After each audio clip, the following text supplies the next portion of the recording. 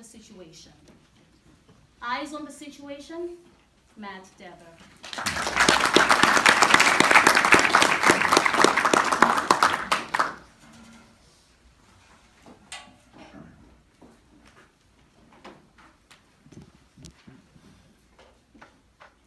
You are fired!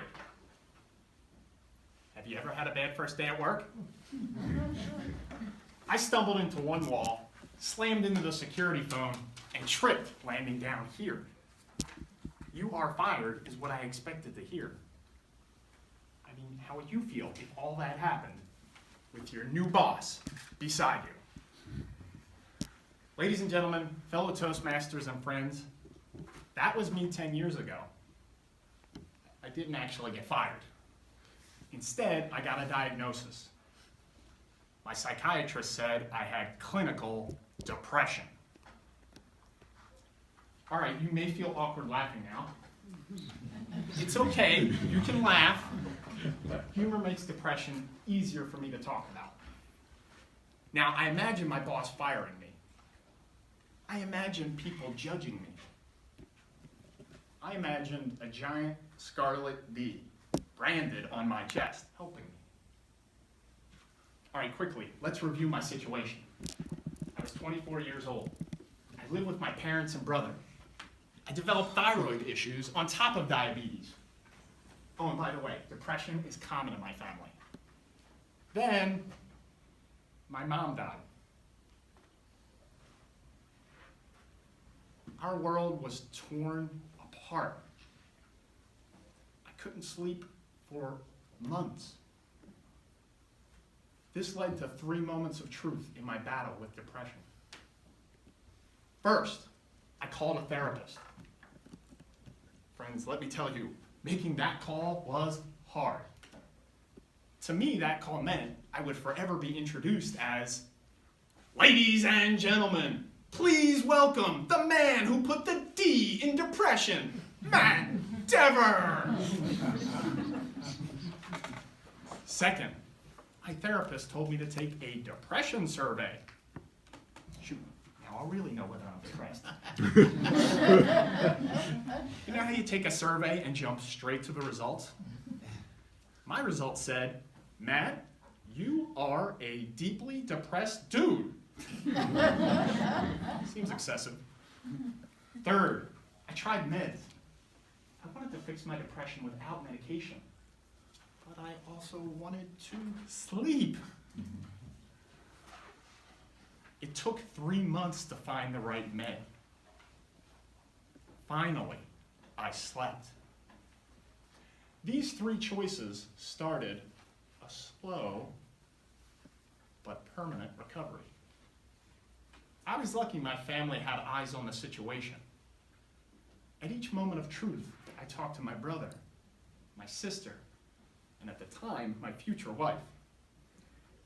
What I heard from each of them was, get help. That message gave me the most beautiful feeling. Hope. Why do you think people struggle to acknowledge their depression? I don't know exactly. Shame? Humiliation? Fear? I do know why it was easier for me. My family, of course. But let me explain why. We're at a bar outside West Philadelphia. A man named Joe sits on a stool. Bartender, 1 more whiskey! Now, Joe's got a problem. He's an alcoholic. His wife said to him, Joe, you need to quit drinking or move out! Has anyone ever had one too many drinks? So you might understand a little bit of Joe's dilemma. You see, Joe's got 2 kids and a 3rd on the way. But let me tell you, Joe's not a bad guy. Drinking helps him socialize. Makes life bearable.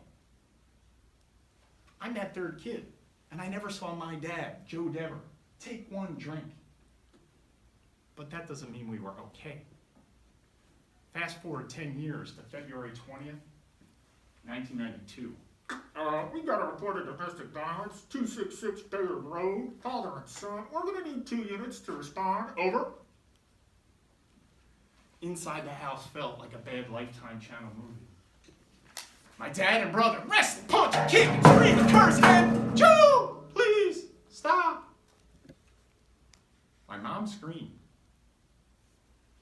My sister cried. I stood helpless. My dad was depressed for as long as I can remember. He refused to acknowledge it. He denied any treatment. So why do I tell my dad's story? Well, my family talked openly about my dad's issues.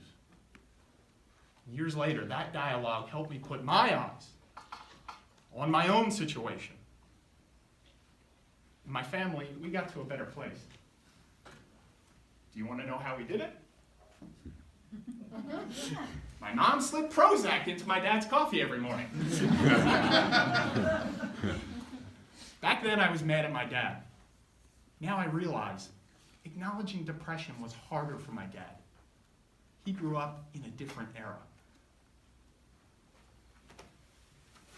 Today, I see many people, both young and old, still living in my dad's era. I hear depression is weakness, failure, choice. I wasn't weak. I'm not a failure. Most importantly, it's not a choice. The lifetime risk for depression ranges from 1 in 5 to as high as 1 in 2 people, depending on the study. Either way, someone you love will battle depression. So what can you do? Well, we all need to change the conversation. We start today. Talk to one person about depression. Tell them what you think about depression as weakness, failure, a choice. Change the conversation. Start today. One person, one talk, one step to change the environment for the people in your world. Now, together, we can turn our eyes on the situation. Let's count this chair.